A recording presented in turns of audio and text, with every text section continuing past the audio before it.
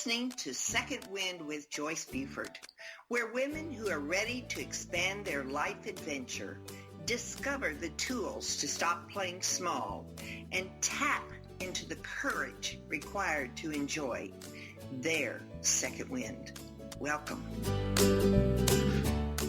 Good morning. Welcome to Second Wind. You know, this podcast was created especially for you. It is the transition podcast where it encourages you to play full out. Come on, girls, we have to go for you, putting you first and finding who you are so that you can go out and be your best self. I wanted to inspire you to dream bigger. We limit ourselves with our dreams, and I want you to reach for the stars in everything that you do.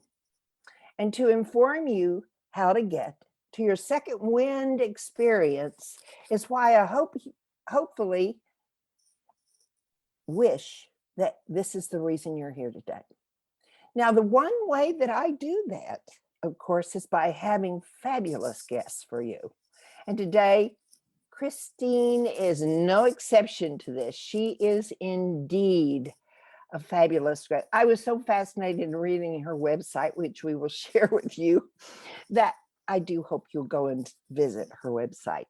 Kristen Elliott is her name, and you're going to find out some good information today. Now, let me tell you a little bit about Kristen. As an end-of-life doula, she's trained to guide people to find meaning in their lives, come to terms with their unfinished business, have those really hard conversations, and think deeply about all the joy, the fulfillment, and love they've experienced in their lifetime. As a result, they often come to know their fears, hopes, regrets, and gratitudes at the deepest level. They find deep joy in living in themselves, except they're at the end of their life.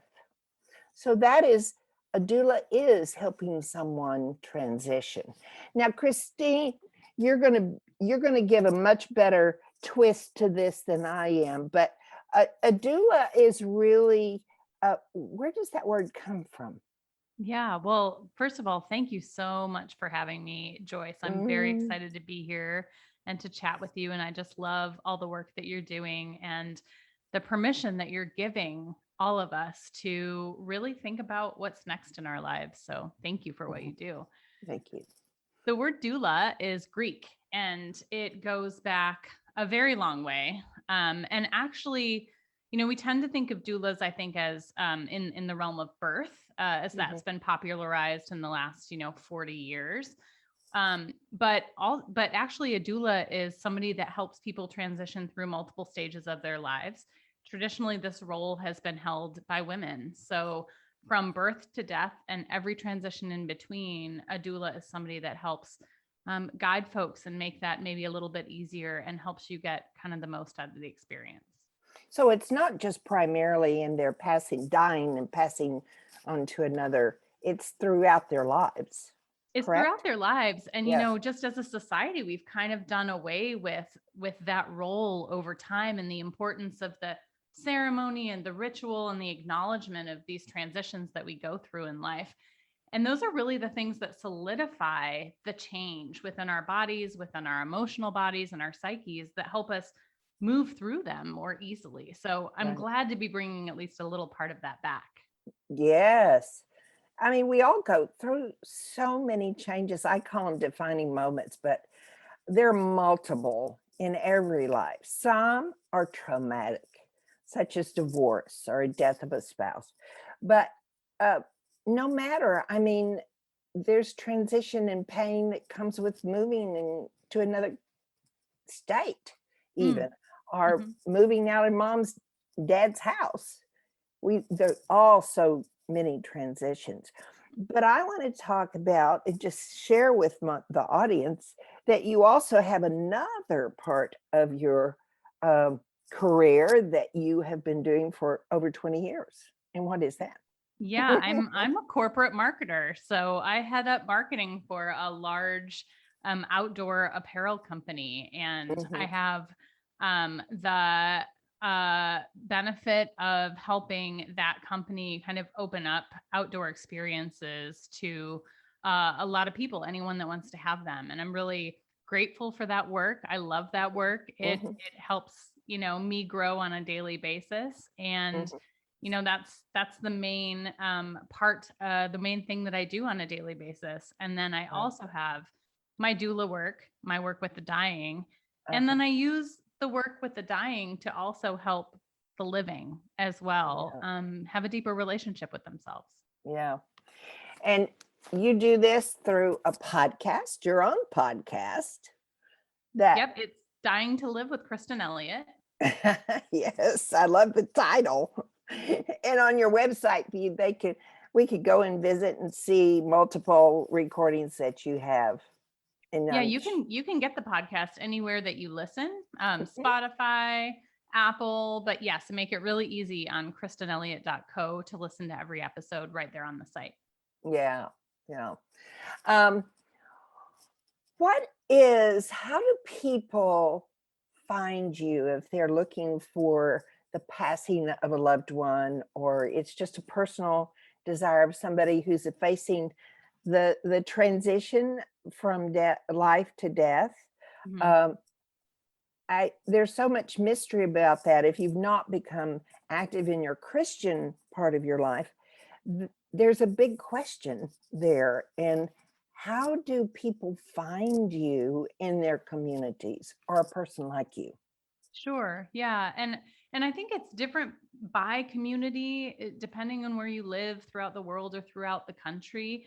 It's definitely a growing role. So death doula work is where birth doula work was about 30 years ago right now. So people are starting to understand that it exists, and that it can be a big benefit, and that the support of kind of an objective third party person who Mhm. understands the process of death and what we go through both in our body and with our emotions and our spiritual self, and is kind of that agnostic, again, third party that helps kind of guide them.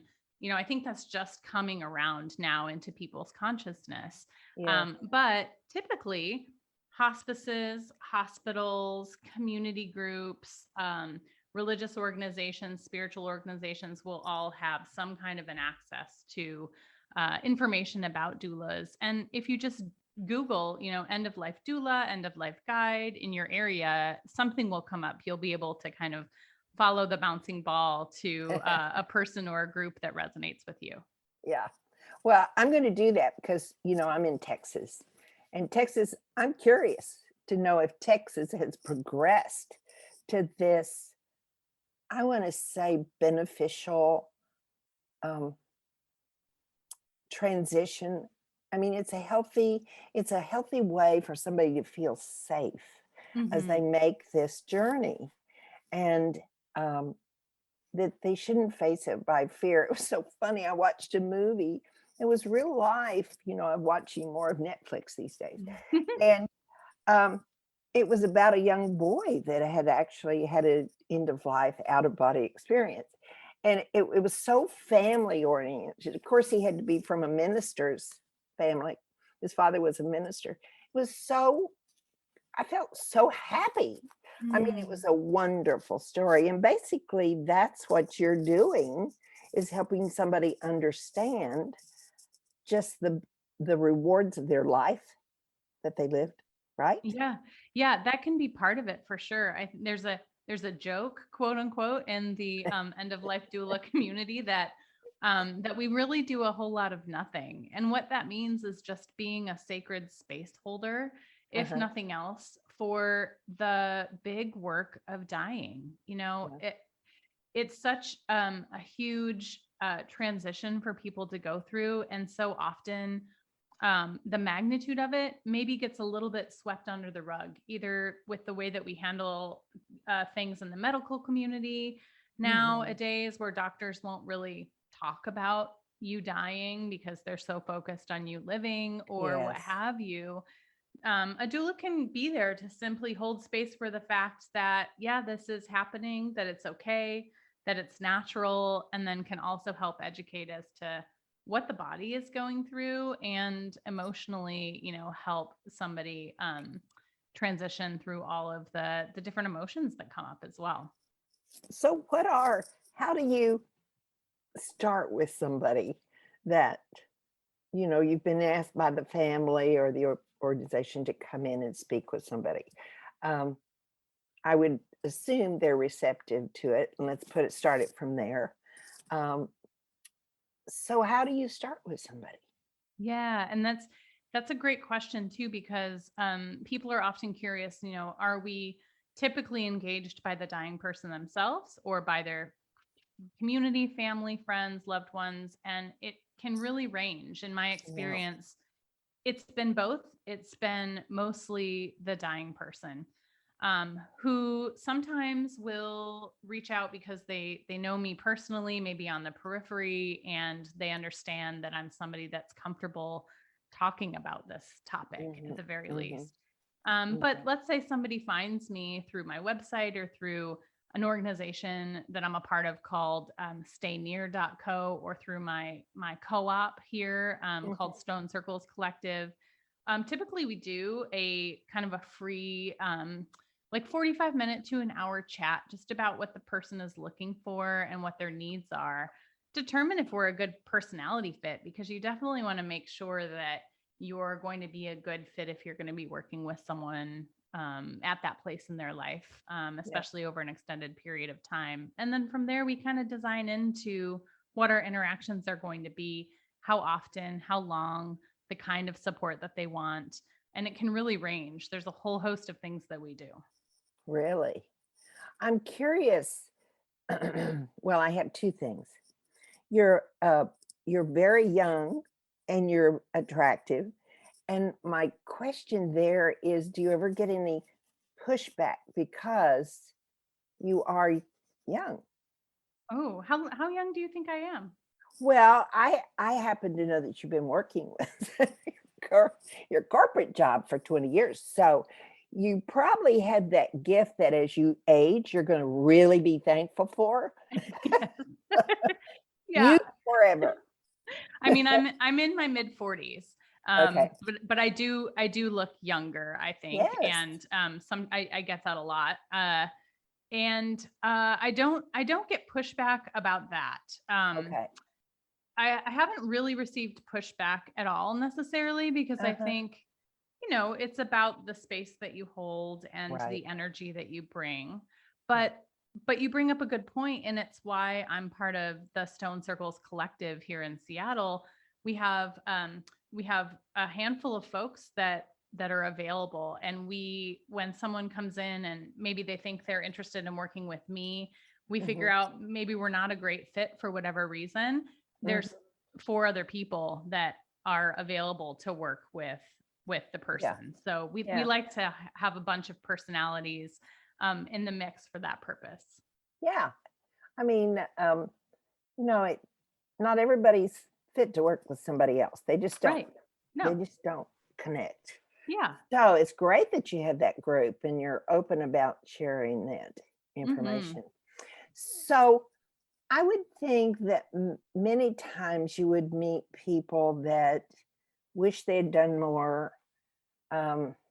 Sorry they decided to divorce. Sorry they drank too much. All of these regrets that they would have. And how do you shift their thinking, or do you even try to shift their thinking to move them into acceptance or the benefit of experiencing that? What is your shift there for them? And that's a great question too, because like any kind of personal development coach or person,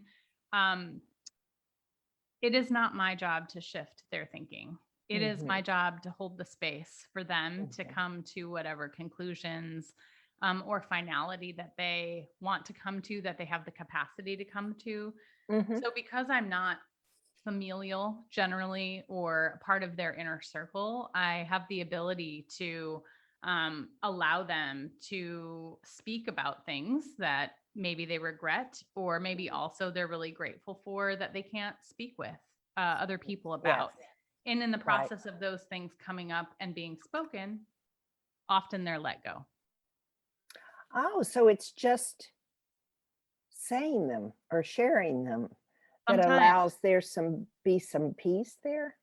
Yeah, or even, providing suggestions for how they might work with those things as they do come up. Maybe they've never considered journaling. Maybe they've never done, kind of therapeutic art projects, and that kind of thing.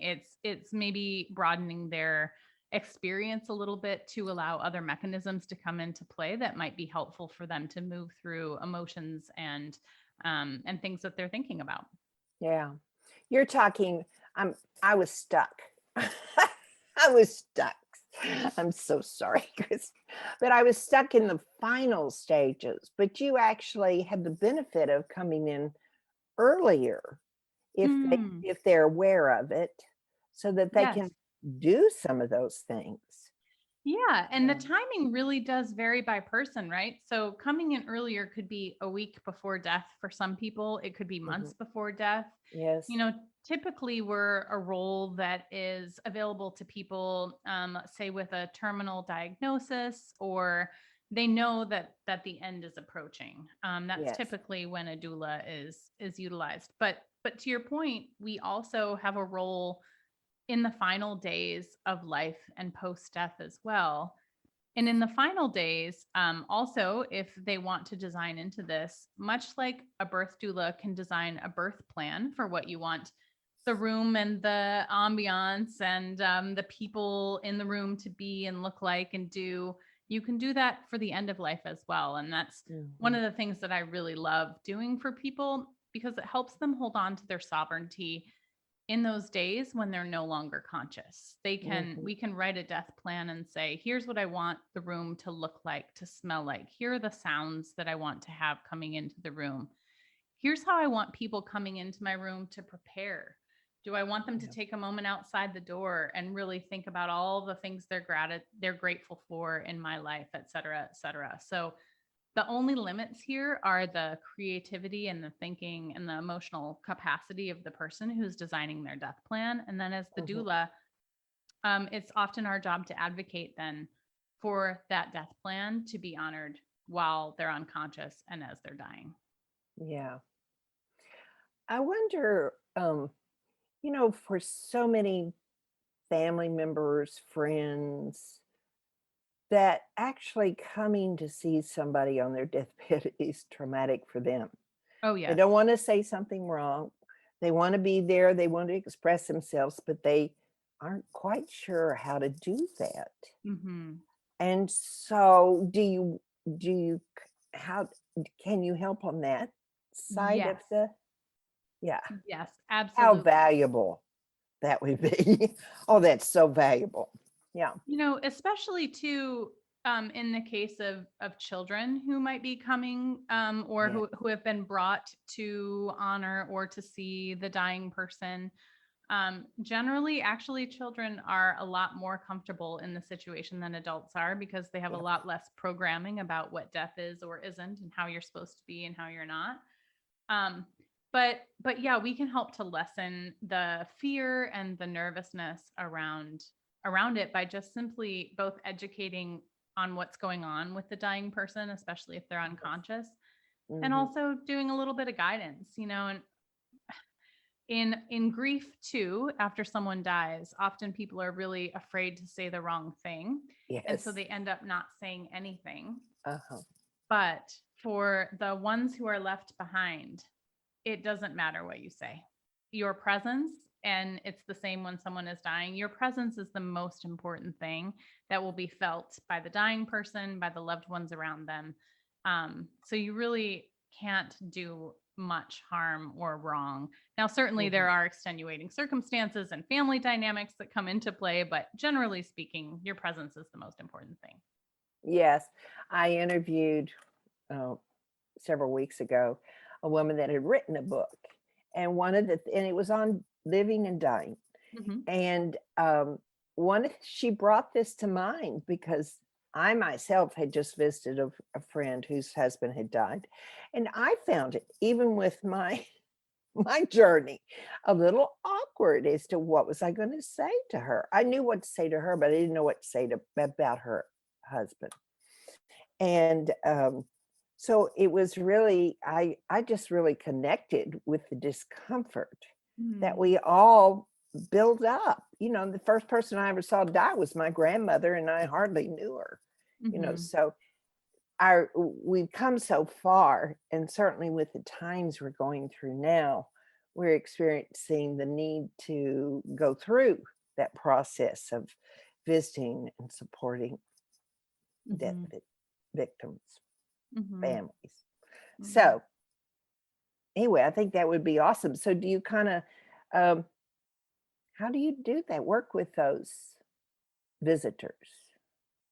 I mean, it's such an individual case by case basis. Yeah. But, in general, the dying person may have a list of people who are welcome to visit and will have given information about people ahead of time, Oh, um, in order to yeah. aid conversations that happen later. And sometimes not. Sometimes you're not afforded that gift. And, if your job is to simply maintain the neutrality in the room and honor the dying person's wishes, according to their death plan or what that they've communicated that they want, it becomes a really easy job for, again, an Yeah. objective third party not connected to family and friends to be able to do Yeah. that and hold that Yeah. space. Well, I shared this with you before, but I found your website just fascinating. I Hmm. loved every bit of it. And I think I printed off so many things because you have become very aware of this. Is one statement you said. Can you imagine what would happen if we, the living, explored these things before we got to the point of having to leave?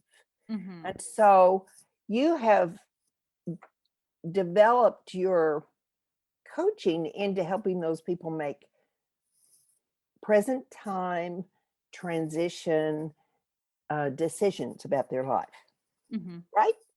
So Yes. tell me about this, because you went through this on a trip to Peru. You went through this, which I think is fascinating.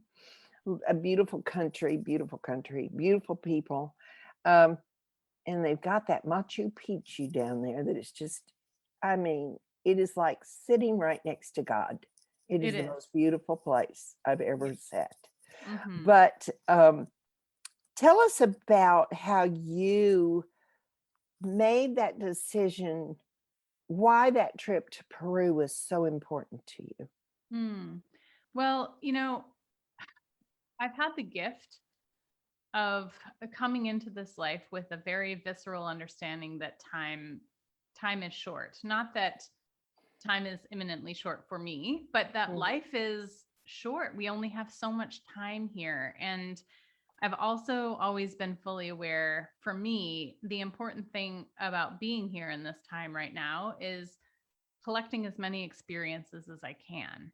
And Mhm. so, as I've gone through my life and things maybe haven't worked out, or I've wanted to make a different decision for myself, I've done that transition for myself a lot, whether it's moving across the country, getting divorced, million other things in between.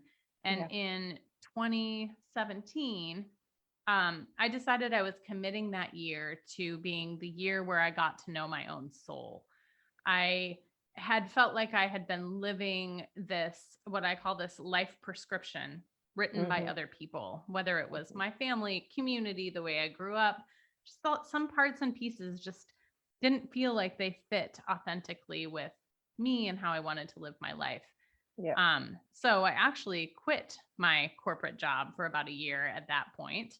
I went to Peru with 10 other folks that I didn't know. And I lived in the jungle for 10 days with a handful of really beautiful guides and a delightful shaman who took us through a lot of different medicine ceremonies and explorations of self. And it was on that trip where I had decided to finally commit to my podcast, which had been churning in my head for a while.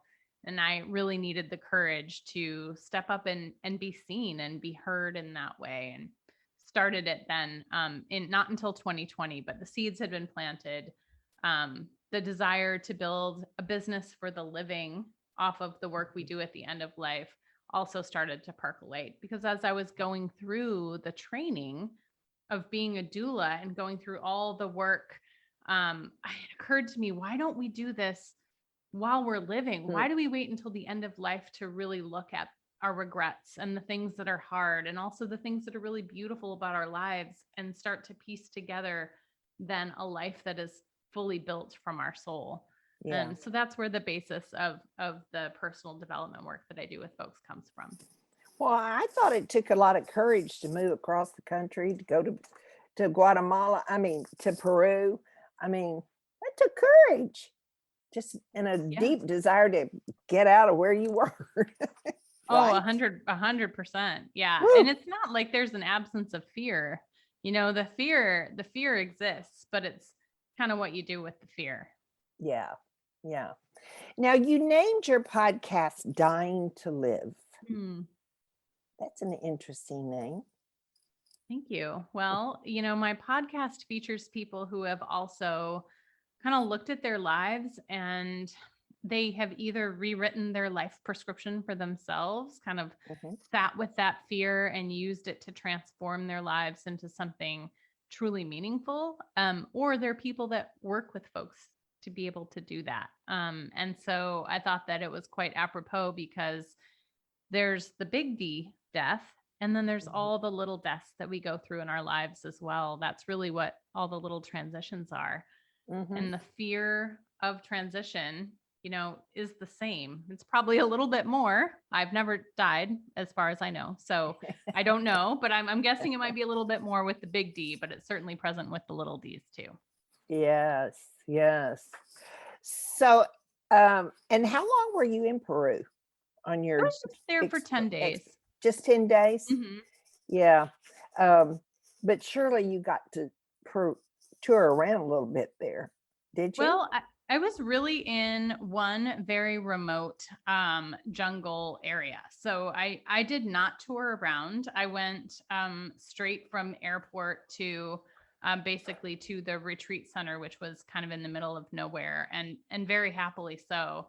And experienced several different kinds of plant medicines, which really was very grounding, in being in the middle of the jungle like that, with all of the plant life and the animal life and the insects and the sounds, life affirming in a very different way than we're typically used to in this Western culture.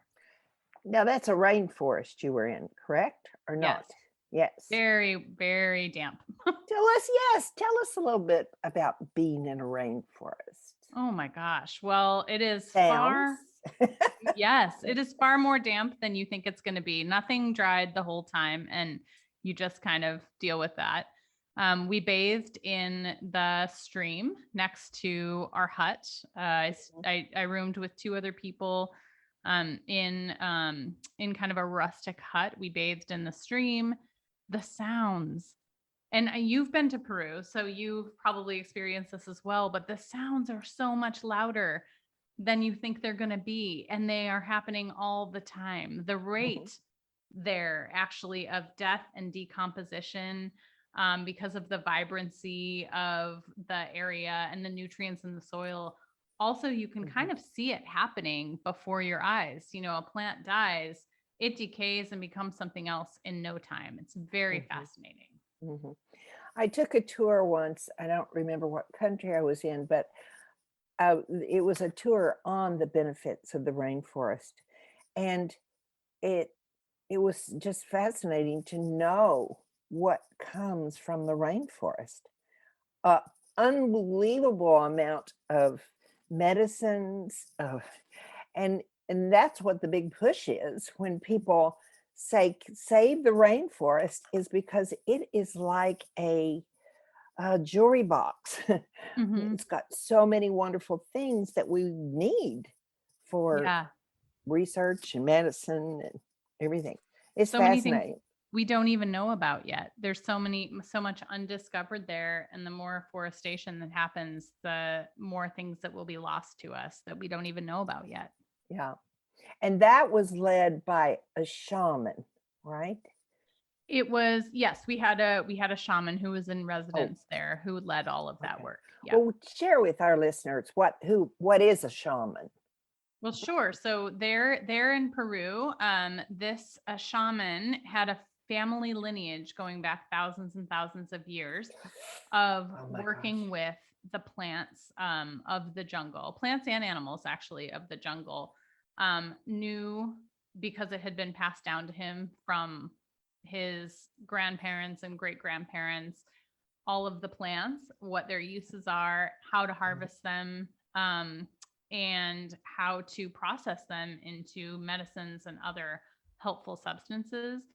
He's Mm-hmm. also, the spiritually connected person of his tribe or family line, Mm-hmm. who helps then channel the spiritual beings in translate, I guess, Mm-hmm. their work and their messages for us here, the living. Yeah. They're a very respected person in the community, in the Mhm. country. Um, and so it's really a delight to be able to sit with a shaman. It Um, is. yeah, what a special time you had with that. Now, talking about your website now, there are some fascinating things on there that people can go. Your courses, you have Mhm. 3 courses, and that's pertaining to the the people that want to research their life and change their life or grow their life, or they're stuck. They need help. Yes. So, yeah. Typically, folks come to me when they feel like there's something wrong, or there's something off, or there's something that's just not fulfilling, and maybe they don't know what it is. Maybe they do. Maybe they know that it's just not this.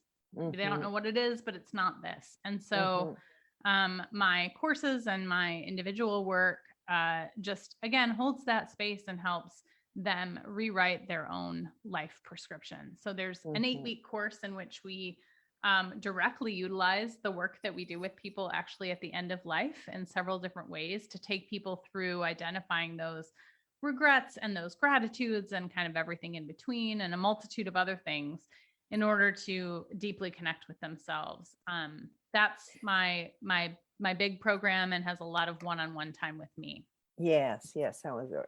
But you have 2 other sort of, uh, I would call introductory levels, perhaps? Mhm. And tell me about there's one that's very reasonable. Oh my goodness, 97 or 67. Yeah. Yep, the journey home. So that Mhm. is for people that just want to kind of start identifying what are the things that are yeses in their life and what are the things that are nos. And that sounds very simplistic, but we don't often spend a lot of time really feeling into the various areas of our life, in my relationships, in my home, in my surroundings, in my job or my pastimes. What are the things that really hit my heart space as a yes? And what are the Mhm. things that I can feel in my body are a no? And once we begin to kind of visually, and you and I were talking earlier about being visual list makers and visual people, we can outline that for ourselves and spend some time just kind of integrating that. It helps us move closer to rewriting that life prescription. Yeah. And then the other piece, the other course is about boundaries. And as we start rewriting that life prescription, Important. Important often we boundaries. need to relook at our boundaries and figure out again where we can set some boundaries to really create a life that is fulfilling for ourselves. Yes. Now with those 2 courses, um, do you they're at your own pace, correct? Correct. So is there any interaction with you if somebody needed a little help? Yes, absolutely. So there's also a community space within my website. So I wanted to keep it outside of Facebook. A lot of people are kind of migrating out of Facebook right now, and Yes. this is a safe space where people can share and get, witnessing and or help from others, as well as Mhm. ask me questions. And I'm always available via email. I'm just an email away, so people have access to me that way too. Well, if of the 2 courses, where would you say someone needed to start? With the smaller course? I mean, I The would the, uh, especially. journey home? Yeah, Yeah. especially if you're unfamiliar with the work or you're just kind of starting to explore, the journey home is a great place to start. The boundary work is a great next step if you want to start to understand maybe what boundaries are, as I had to. I had to teach myself kind of late in life what boundaries are. People kept talking to me about boundaries, and I kept thinking, well, now what is that? Going through a little bit of an education. So Yes. definitely good to start in one of those two places. Well, I think particularly women, I'm going to sort of Yes. share this with women.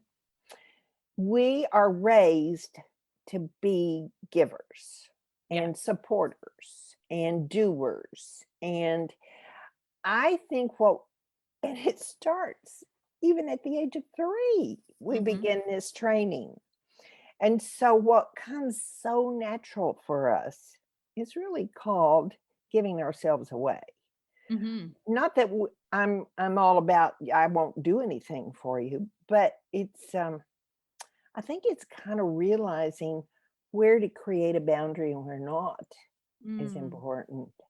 And so I love both of your courses. I think it'd be great. And and so it's it's so you price it so reasonably that somebody that's not quite sure if they fit in this, I bet they fit in it.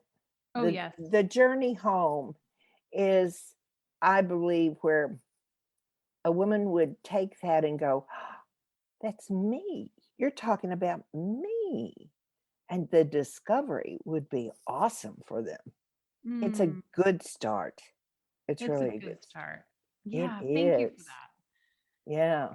So, I really encourage you out there if you're sitting on the fence, you're not quite sure, you might want to look at this. Go to our website, Christine's website, and really look at this program. It seems like it might be well worth doing.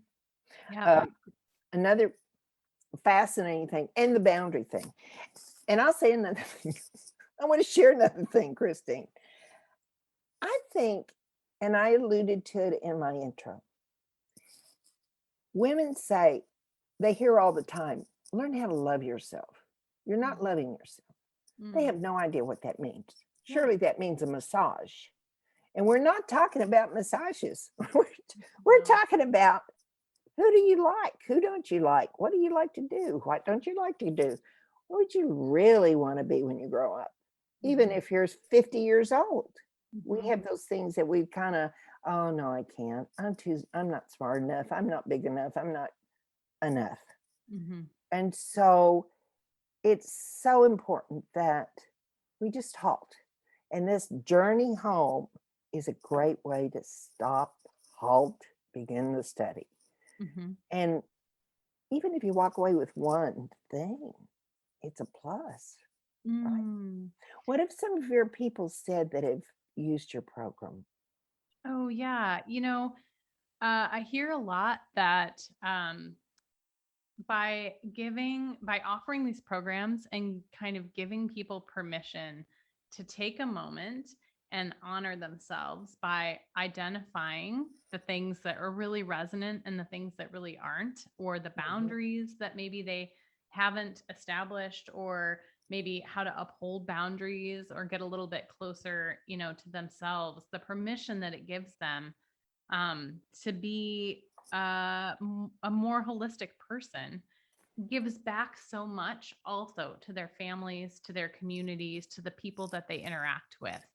A Yeah. lot of people might come into this thinking, well, gosh, it's a lot of time to spend on myself. And maybe some of us as women especially think, well, that's kind of selfish, or Self-serving. Well, it is self-serving, and that's a great thing, because when you deepen your relationship with yourself, you automatically deepen your relationships with everyone else as well. So it's not just a benefit for you, it ends up being a benefit for everybody else in your life too. Right, right. That sort of got tagged with the church, I think, where they kept saying serve others first, not yourself. But if I'm in a plane, and I'm traveling with my child, I'm going to serve myself first so that I can serve her and help her trip and help her survive. So, that's really important. We kind of got off course with some of our thinking. So tell me about what somebody thought about. Did you tell me about somebody that you have some great endorsements on your website? Yeah, I had somebody that went through my 8-week course, kind of the big one, late last year. And the thing that they said they loved most was that they felt empowered to explore the different things that we were doing. They felt empowered to explore that in their own way, at their own pace, even though it was an 8-week program and it was paced a certain way. Just the space that I held and the guidance given for them to do the work. They never felt like they had done other courses where they felt like the work was being dictated, or that the guide kind of made it about them. But my courses are all about the people going through them, and I'm simply there to help guide. And they thought that that was really valuable. Yeah. One of the fun things you have on the website as well was you had this wonderful quiz. It talked about what kind of burial would you have, which it kind of got my attention, But what it did do is there are 6 questions, I think, maybe I'm guessing, and multiple choice. You could pick which one resonates with you. And, today, the ones I chose were the ones that resonated with me. Tomorrow, maybe I would have gone to another one, but today, that's what resonated with me. And so it came out, and what was fascinating, I'm going to have a green burial. But it said I was grounded, but then she very gently took me. Maybe you notice frequently existing in hypervigilance, a heightened state of fight and flight, which means you're never really living in this moment. And she continues with some other things. I won't read all of my things, but it was so gentle the way that you introduced that to me that I went, yeah, that's right. It was kind of calling to point. We're all in transition. And I started this journey 20 plus years ago. And I love how I've grown. I sometimes forget I've grown, but we are always trying to do something. Don't you find that in your life? Do you ever stop learning? I hope not. No, I'm somebody that I want to be a constant learner and constantly growing. And to me, that's energizing, not exhausting. It's really good for the brain too. Yes, right? Yeah. Keep it active. So keep it active. So I really recommend that you write a book. We need you to write us a book. Oh, well, thank you. It's in my back pocket for the future and at some point. Oh, I think it would be wonderful. Talk about your journey from in Peru and everything, and just be awesome. So what else is moving down your professional world, or this growth world that you're in? Yeah, I think in my corporate professional life, it's really interesting in the last year and a half and all that has transpired in the world. The outdoor industry has really kind of come to the forefront because, of course, I bet. outdoors is the only place we could exist safely with others for a while. Yes. And with that, a lot of things are coming to light about how not everyone feels comfortable or safe having outdoor experiences. There's a lot of people having first time, outdoor experiences, camping and hiking. And so some of my growth right now is really in understanding the privilege that I have in feeling generally really comfortable out on a trail or a waterway, and understanding that some people don't. And then helping through the company that I work for to make that possible for people, to remove those barriers and make the outdoors a little bit of a safer and more welcoming place for people. And so that's been huge growth for me over the past year and a half. That was unexpected. But I'm embracing it and I'm really loving where it's going. So now you're in Seattle, so you haven't been touched by the fires, have you? That's California. Well, there are quite a few here in Washington. A close friend of mine, almost, the fire could have come through and wiped out his house. So they're kind of all over, and we haven't had as much of the smoke this time, but it's around us. We're very aware. Yeah, yeah, I wonder. I'm worried about our nature, but I know it'll be what it is. But it is a treasure that we are losing in some parts of the country. I, in my past, had a young girl, and she did write a book, and she did go on to do many interviews, and she actually lived through the burning of her house in California, and how she had to drive through fire to get out of it. So it was a real life experience, and it did open a career for her in just being able to share that experience. And it brought lots of knowledge to people that weren't prepared for such things in their lives. So anyway, this is a fascinating business that we're in, this podcast business, and I'm so glad you found it. I can hardly wait to go listen to some of your podcasts for sure. But I have two questions. Now, we want them to know where your website is. So would you please share your social medias? Your website is KristenElliott.co, and my Instagram is Kristen Elliott Seattle, and my podcast is Dying to Live with Kristen Elliott. Yes, and that's on all of the services that have that. Now, I have two questions that I like to ask at the end of every interview. You ready? There's no yes or no. There's no failure to this. It's just sharing for that listener out there that is wanting to step up, play a bigger game.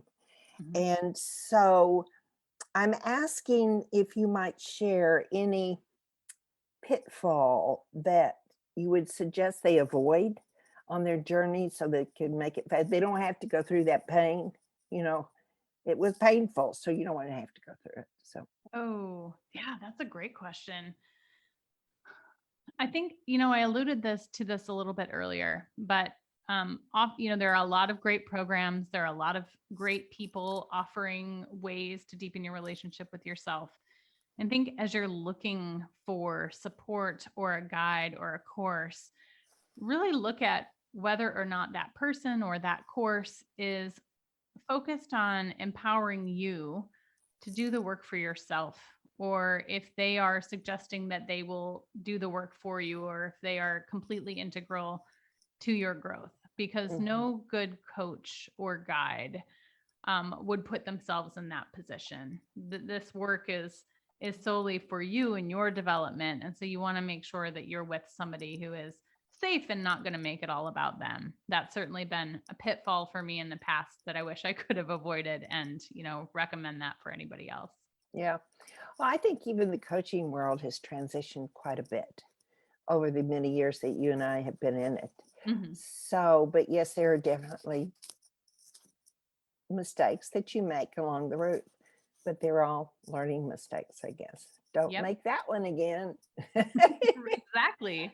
All right. I want to know, what was your greatest success in this journey so far? Ooh. That's a Hmm. tough one, isn't it?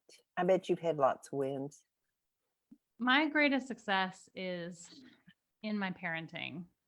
I have a 13-year-old who's gone through a pretty major transition in her life. And I think my greatest success is holding space for her in that transition to become the person that she knows that she is deep down.